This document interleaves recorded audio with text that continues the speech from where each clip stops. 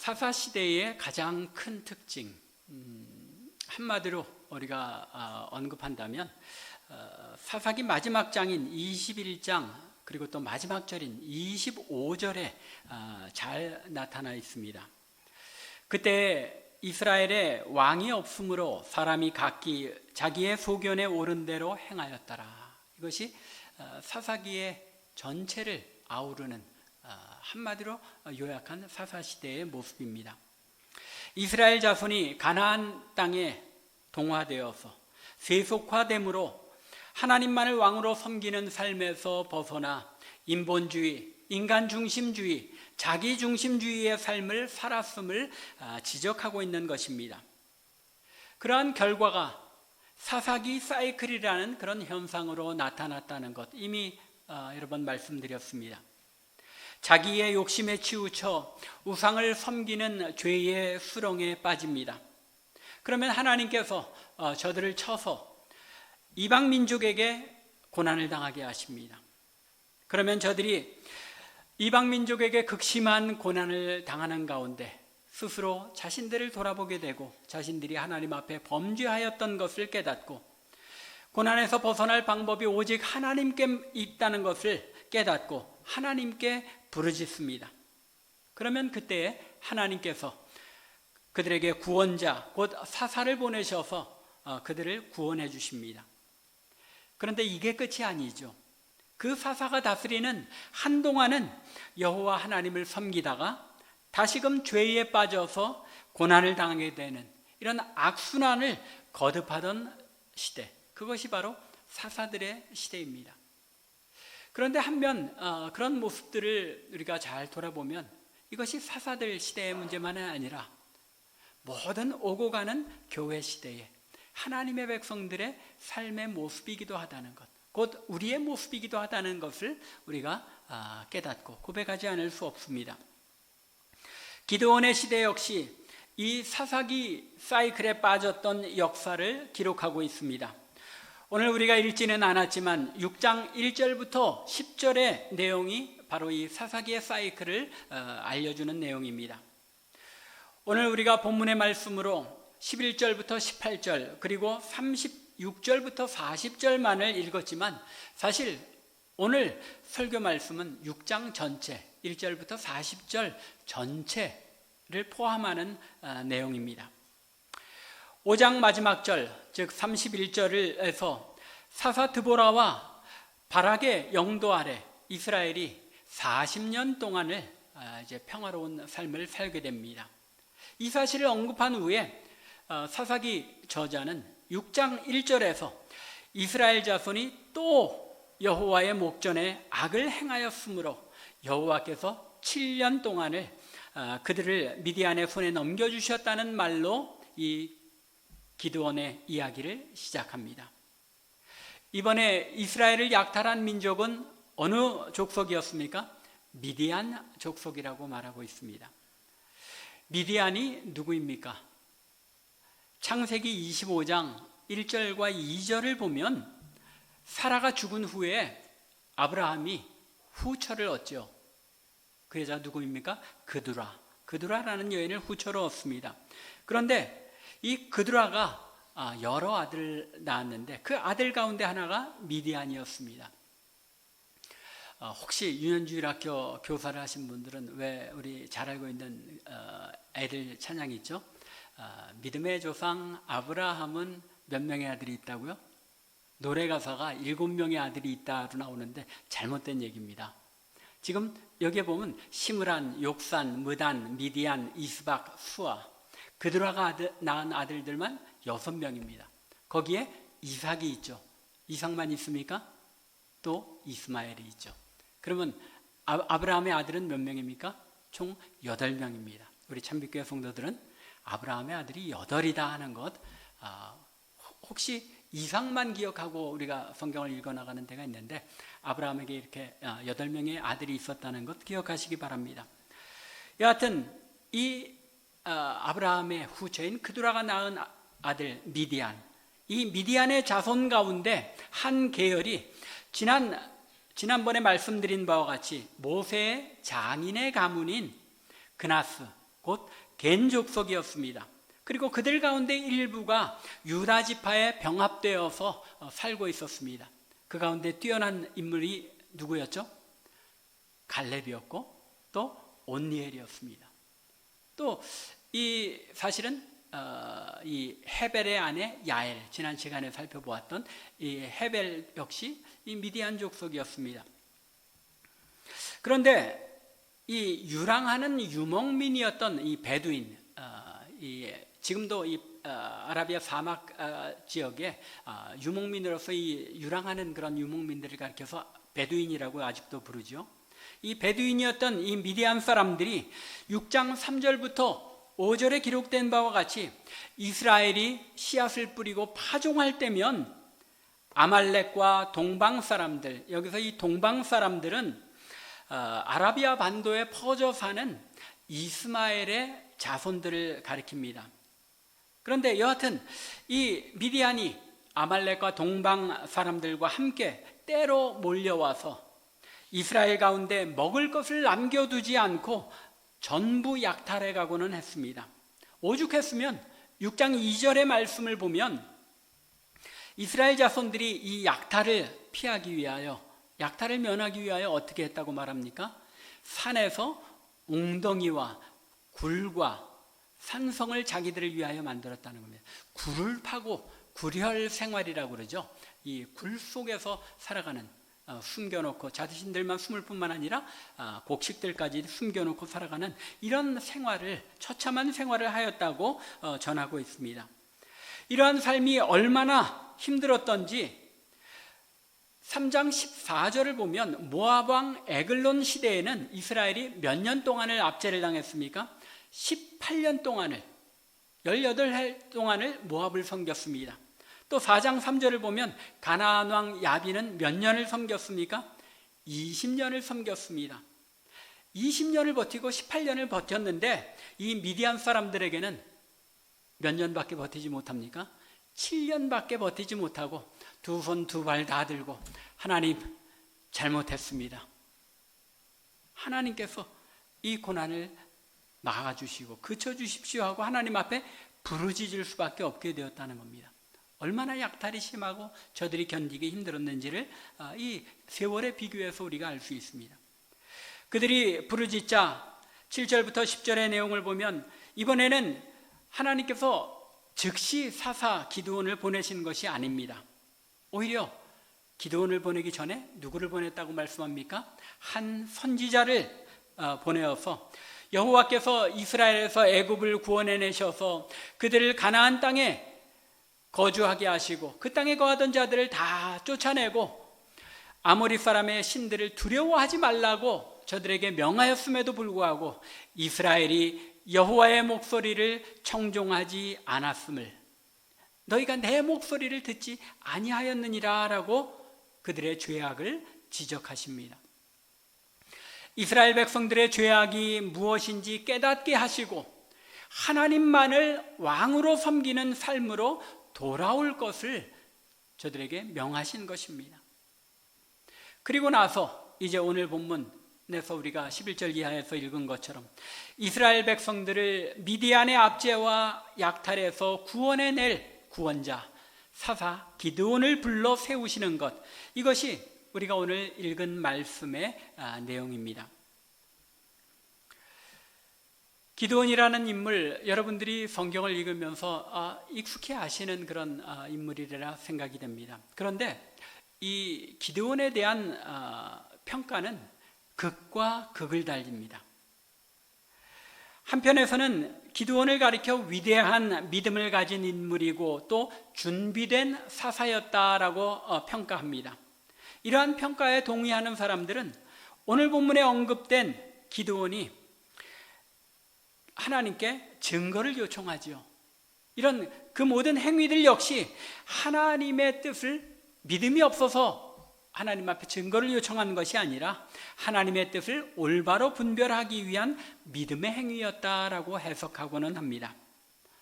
하지만 또 한편에서는 기드온이라는 인물은 겁 많고 연약한 믿음의 사람이었지만 하나님께서 전적으로 그를 들어서 쓰신 것이라고 평가합니다. 즉 연약한 자를 들어 쓰심으로써 하나님의 강함을 드러내시고 그 모든 역사가 전적으로 하나님의 손으로 이루어진 것임을 나타내기 위하여 쓰신 인물이 바로 기드온이다라고 해석하고 있는 것입니다. 하지만 이러한 기드온에 대한 평가는 양쪽 다 올바른 측면이 있기는 하지만 반면에 이 양쪽 다 잘못된 평가가 어느 정도는 포함된 것이라고 생각됩니다. 왜 그렇습니까? 인간이라는 존재가 그렇게 단순하게 이 사람은 이런 사람이다, 저 사람은 저런 사람이다 라고 한마디로 평가할 수 있는 그런 존재가 아니라는 것이죠. 복잡다단한 상황에 따라서 다른 모습으로 나타나기도 하는 것이 우리 인간일 수밖에 없다는 것입니다. 기드온에게는 한면으로 보면 매우 소심하고 의기소침한 면이 있었던 것은 사실인 것 같습니다. 왜냐하면 11절 말씀을 보면 이 기드온이 밀을 타작할 때 어디서 타작합니까? 포도주 틀에 숨어서 타작을 했다는 것을 볼 수 있습니다. 무엇이 두려워서? 미디안 사람들이 두려워서 포도주 틀에서 타작을 했다는 것입니다. 또 15절을 보면 자기 자신에 대하여 스스로 작은 자로 생각하고 있는 것을 볼 수 있습니다. 그리고 22절에 나타난 바에 의하면 자신이 여호와 하나님의 사자를 본 것을 알고 죽을 것을 두려워합니다. 또 27절을 보면 동네 사람들을 두려워해서 밤에 바알의 제단을 헐었던 것을 우리가 알고 있습니다. 그리고 또 36절부터 40절에서는 우리가 읽은 것처럼 2번이나 이적을 통해 하나님의 능력을 확인하려고 합니다. 이런 사실들을 통해서 우리는 기드온이라는 인물이 매우 소심하고 쉽게 의기소침하며 용기가 부족한 사람이었구나라고 확신할 수 있게 됩니다. 하지만 이러한 성품들이 반대로 생각해 보면 기드온이라는 인물이 얼마나 치밀하고도 용의주도한 이성적인 성품을 가졌는지를 보여주는 것이기도 합니다.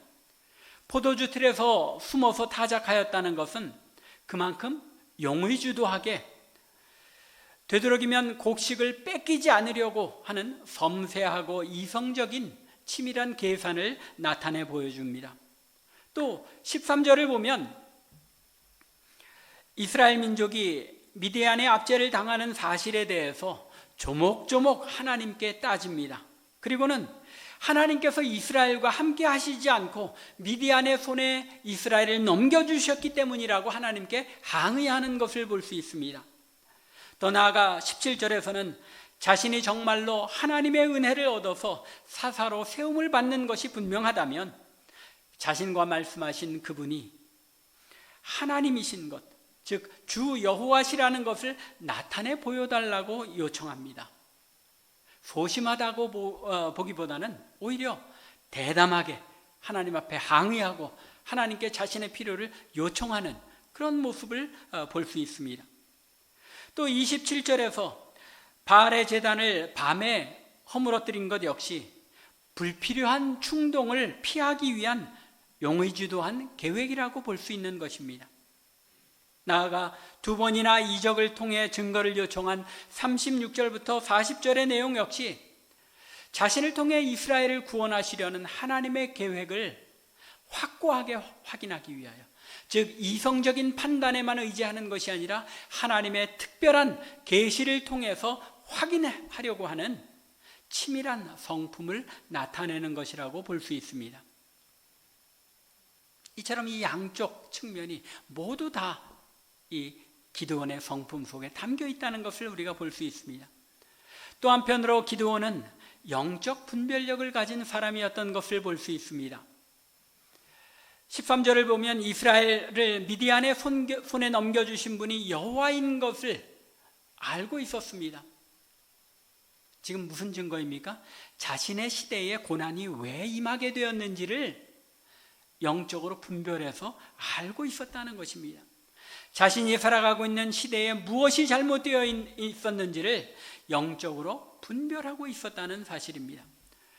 또한 22절을 보면 자신이 여호와의 사자를 보았기 때문에 죽을 줄로 알았다는 것, 신앙의 분별력이죠. 여호와 하나님, 그 여호와의 사자가 곧 여호와의 하나님이신 줄로 분별하고 자신이 죽을 줄로 알았다는 것입니다. 또한 기드온은 믿음의 결단이 필요할 때 단호하게 결단하고 순종할 줄도 아는 사람이었습니다. 24절에는 자신과 대면하여 말씀하신 분이 여호와이신 것을 알고 즉시 하나님께서 그에게 내가 죽지 아니하리라 라고 말씀하니까 어떻게 합니까? 그날 거기서 제단을 쌓고 그것을 여호와 샬롬이라고 불렀다고 합니다. 하나님 앞에 즉시 제단을 쌓고 하나님 앞에 제사를 드렸던 것입니다.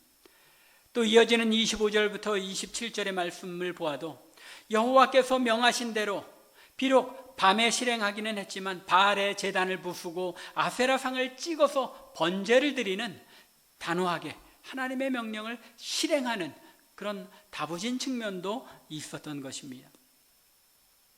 이렇게 사사기 저자는 우리에게 기드온이 어떤 모습의 사람이었는가를 자세하게 설명하고 있습니다. 기드온은 때로는 소심하고 의기소침하기도 하지만 때로는 이성적으로 치밀하게 생각하고 행동하며 영적 판단과 확신이 서면 단호하게 결단하고 행하기도 하는 그런 인물이었다는 것입니다. 단순하게 기드온은 이런 인물이다라고 한마디로 정의할 수 있는 것이 아니라 기드온이라는 사람은 우리처럼, 여러분들과 저처럼 상황에 따라서 때로는 의기소침하기도 하지만 때로는 하나님의 말씀에 순종하고자 단호하게 결단하기도 하는 우리와 동일한 성정을 가진 그런 인물이었다는 것을 사사기 저자를 통해 하나님께서는 우리에게 말씀하시는 것입니다. 이러한 기드온의 모습을 통하여 하나님께서는 어떻게 이렇게 평범한 사람을 설득하여 하나님의 일을 감당하는 그런 위대한 사사로 세우셨는지를 우리에게 알려주시는 것입니다. 이런 복잡하고도 미묘한 또는 지극히 평범한 성품을 가졌던 기드온을 하나님께서 어떻게 변화시키시고 어떻게 설득하십니까? 먼저 하나님께서는 말씀으로 그와 함께 하실 것을 약속하십니다. 14절과 16절입니다. 여호와께서 그를 향하여 이르시되, 말씀하셨다는 것이죠. 너는 가서 이 너의 힘으로 이스라엘을 미디안의 손에서 구원하라. 내가 너를 보낸 것이 아니냐 하시니라. 또 16절은 여호와께서 그에게 이르시되, 말씀하셨습니다. 내가 반드시 너와 함께 하리니 내가 미디안 사람 치기를 한 사람을 치듯 하리라 하시니라. 하나님께서 기드온에게 내가 너로 하여금 미디안을 능히 쳐서 이기게 하시리라. 내가 너와 함께 하겠다라고 말씀으로 기드온에게 확신시켜 주신 것입니다. 하지만 17절 이하 21절까지에 나타나 있는 것처럼 기드온은 그래도 확신하지 못합니다. 자신과 말씀하시는 이가 주님이시라는 표징을 하나님께 달라고 요청합니다. 그러자 하나님께서 기드온이 준비한, 기드온에게 이제 고기와 무교봉 그리고 국을 준비하게 하셔서 그것을 바위 위에 놓게 하시고 바위에서 불이 나와서 고기와 무교봉을 살랐고 이 국까지 다 태워버리도록 하십니다. 이적을 보이심으로써 다시 한번 기드온에게 확신을 더하여 주신 것입니다.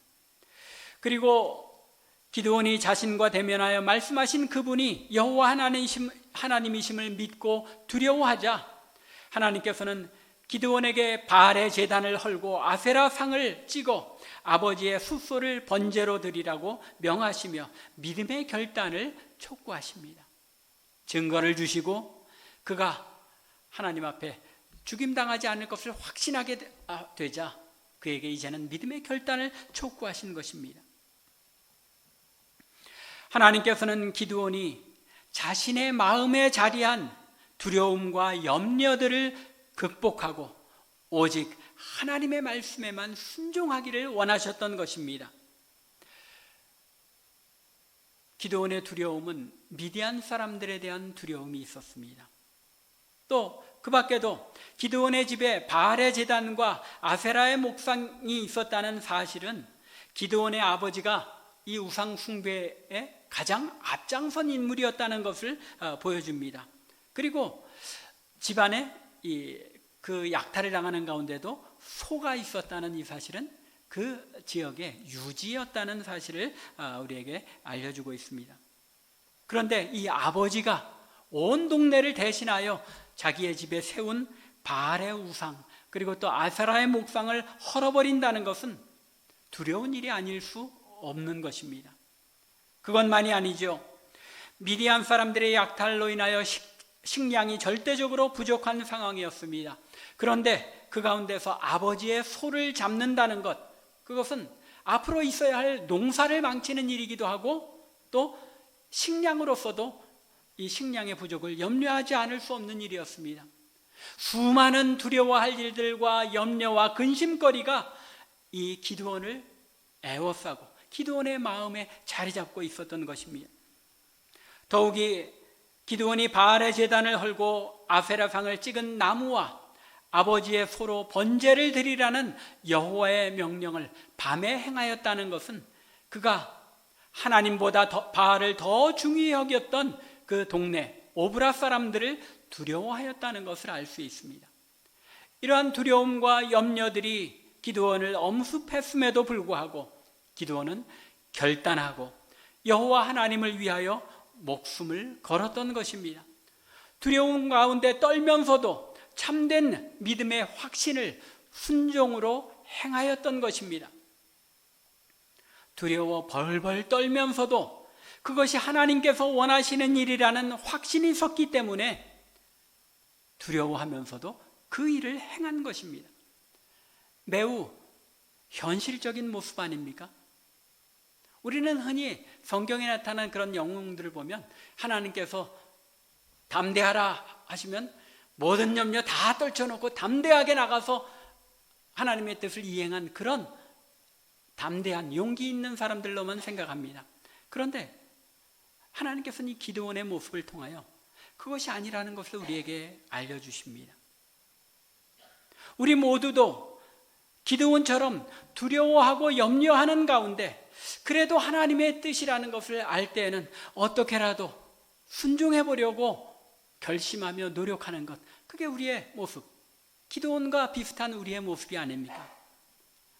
그런데 이렇게 기드온이 믿음으로 행하였을 때 과연 어떤 일이 일어났습니까?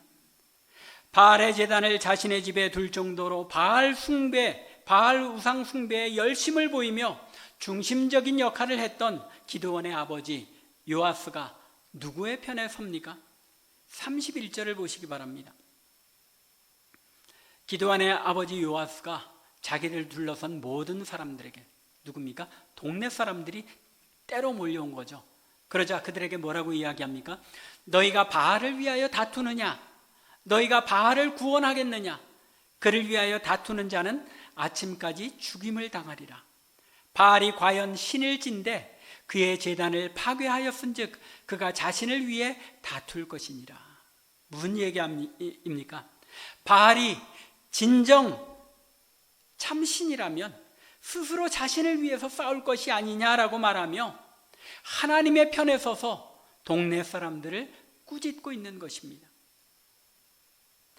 이렇게 기드온 한 사람이 자기의 소견에 옳은 대로 인간 중심적으로, 인본주의적으로, 자기 중심적으로 행하는 것을 그치고 여호와 하나님의 편에 서서 믿음의 발걸음을 떼었을 때 어떤 놀라운 일이 일어났습니까? 34절을 보면 기드온에게 하나님의 신이 임하였다고 말씀합니다. 그리고 미디안 사람들이 쳐올라오기만 하면 산으로 숨기에 바빴던 이스라엘 백성들이 어떻게 합니까? 우상 숭배에 앞장서던 기드온의 아버지가 하나님 편에 서고 오브라 마을 사람들, 곧 므낫세 지파 아비에셀의 자손들이 하나님의 편에 서게 되고 므낫세, 아셀, 스불론, 납달리 등 이스라엘의 각 지파 사람들이 기드온 앞에 모여들게 된 것입니다. 놀라운 변화 아닙니까? 날마다 산으로 숨어들기에 바빴던 온 이스라엘 백성들이 한 사람 기드온이 여호와 하나님의 말씀에 순종하기로 결단하고 일어서자 아버지가 변하고 마을 사람들이 변하고 온 이스라엘이 변하여 하나님의 편에 서서 기드온을 중심으로 미디안과 싸우기로 다짐하고 있는 것입니다. 하지만 기드온은 골짜기에 모인 수많은 이스라엘 백성들을 보았을 때 그들을 인도해야 할 자신의 연약함을 인식하고 다시 한번 염려와 두려움에 사로잡히게 됩니다.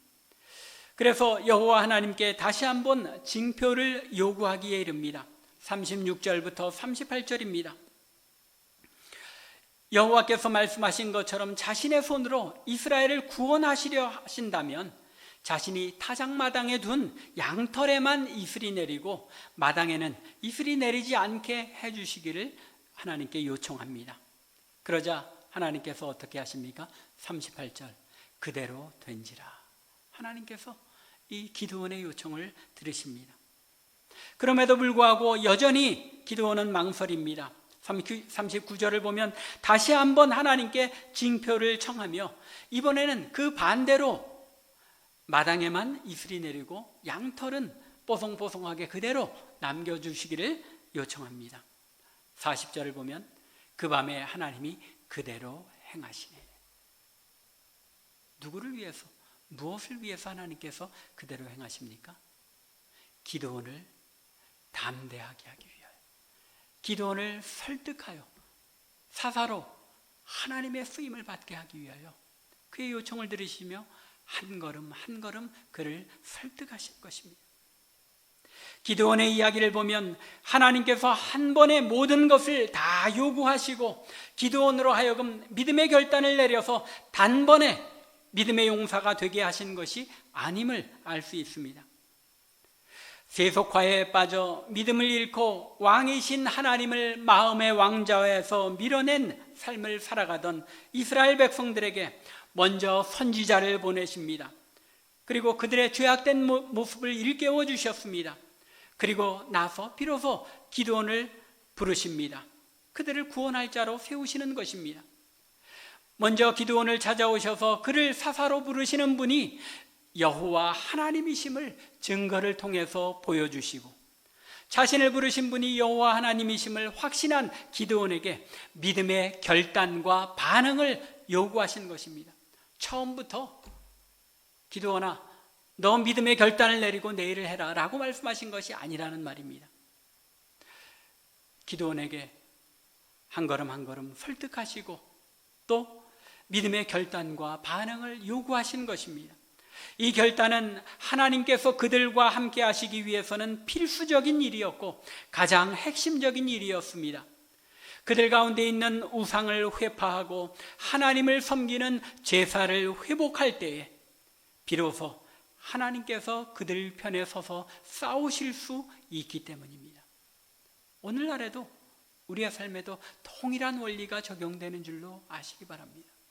이 세상을 살아가며 우리가 가진 우상들을 다 철폐하고 온전하게 하나님을 예배하는 자리에 설 수 있을 때 하나님께서 우리를 통하여 일하시는 줄로 믿으시기 바랍니다. 이렇게 기드온이 결단을 내리며 믿음의 발걸음을 한 걸음 떼자 그때 비로소 기드온에게 성령이 임하시고 그 믿음의 발걸음에 아버지의 집이 동참하고 온 오브라 동네 사람들 곧 아비에셀의 족속이 동참하게 부르시고 결국 므낫세 지파와 온 이스라엘의 모든 지파들이 그의 믿음의 발걸음에 동참하여 믿음의 발을 떼게 하신 것입니다. 비록 이처럼 온 이스라엘 지파들이 그의 편에 섰어도 여전히 기드온은 한 걸음 한 걸음 돌다리 두드리듯이 의심하고 확인하고 하나님 앞에 증포를 요청하지만 거기에 하나님의 뜻이 있다는 사실이 확인되면 두려워하는 가운데서도 하나님의 뜻에 순종하는 것을 오늘 말씀이 우리에게 알려주고 있는 것입니다. 기드온은 하나님께서 거룩하게 구별하신 사람이라서 우리와 달리 처음부터 특별한 믿음을 내보인 사람이 결코 아니라는 것입니다. 오히려 우리처럼 연약하고 의심이 많고 두려움이 많은 사람이었지만 하나님께서 그를 설득하실 때에 두려움 가운데 의심 가운데서라도 하나님의 약속을 하나하나 확인하면서 한 번에 한 발자국씩 순종하며 믿음의 발걸음을 뗀 사람이었다는 것입니다. 그런데 성경을 살펴보면 하나님께서 하나님의 종, 하나님의 백성들에게 역사하는 것이 이 기드온에게만 이런 방식으로 역사하신 것이 아닌 것을 알 수 있습니다. 아브라함의 이야기를 여러분들이 잘 읽어보십시오. 이삭, 야곱, 요셉, 모세의 이야기, 그 모든 이야기들을 자세히 살펴보면 하나님께서 두려움 가운데 있는 하나님의 종을 한 걸음 한 걸음 설득하시고 그로 하여금 믿음의 발걸음을 한 걸음 한 걸음 떼어가게 하시며 믿음의 사람들로 세우신 것을 우리가 볼 수 있습니다. 우리가 믿음의 삶을 산다는 것은 두려움과 떨림 속에서도 말씀하신 분이 하나님이시기에 순종하며 믿음의 발걸음을 두려움과 염려 가운데 한 걸음 한 걸음 떼어나가는 것입니다. 우리의 믿음의 삶, 그것은 하나님, 나의 삶이 여기 있습니다. 내 삶을 받아주시고 하나님의 뜻을 위해 사용만 해주십시오 하고 하나님 앞에 단번에 드리는 것이 아니라는 겁니다. 어떤 목사님이 이런 예를 듣습니다. 그리스도인의 삶은 하나님의 백성으로 살아간다는 것은 마치 100만 원짜리 수표를 딱 하나님 앞에 드리며 하나님 앞에 내가 가진 건 모두 드립니다. 하나님 써주십시오 하고 단번에 드리는 그런 삶이 아니라는 것입니다. 오히려 그 100만 원 또는 우리 이 달러로 치면 1000불을 1달러짜리로 다 바꿔서 삶의 매 순간 1달러씩 사용해가면서 하나님의 뜻을 위해 드리는 그런 삶이라는 것입니다. 한꺼번에 나 자신을 모두 드릴 수 있는 이 믿음, 멋져 보이고 이상적으로 보이기는 하지만 우리의 현실의 삶은 그렇지 못하다는 것입니다. 믿음의 사람은 한순간 도박하듯이 빚어지는 것이 아니라는 말입니다. 내 삶에 부딪혀 있는 지금 이 순간 하나님께서 내게 원하시는 결정과 결단이 무엇인지를 잘 분별하고 성령을 통해 하나님께서 내 신앙 양심에 말씀하시는 그 하나님의 뜻에 여전히 두려워하고 떠는 가운데서라도 순종의 발걸음을 한 걸음 한 발자국씩 내딛는 것, 이것이 성도의 믿음의 삶의 모습이라는 것입니다. 이 한 걸음 한 걸음 순간순간의 믿음의 결단과 순종을 통해서 우리는 믿음의 삶으로 빚어져 가는 것이고 하나님께서는 우리를 설득하셔서 이러한 믿음 위에 역사하시는 것입니다. 간절히 원하기는 우리 참빛교회 성도들 한 분 한 분이 나의 삶의 이 순간 성령을 통하여 하나님께서 우리에게 촉구하시는 믿음의 삶을 비록 어렵고 힘든 주변의 상황 때문에 두려움과 염려를 떨쳐버리기 힘든 가운데 있을지라도 하나님의 약속의 증거들을 믿고 확신하는 가운데 주님과 함께 믿음의 발걸음들을 한 걸음 두 걸음 떼어 딛는 가운데 놀라운 하나님의 일들이 우리 가운데 이루어지는 놀라운 영광을 맛보는 믿음의 사람들, 믿음의 교회가 될 수 있기를 주님의 이름으로 간절히 축원합니다. 기도드리겠습니다.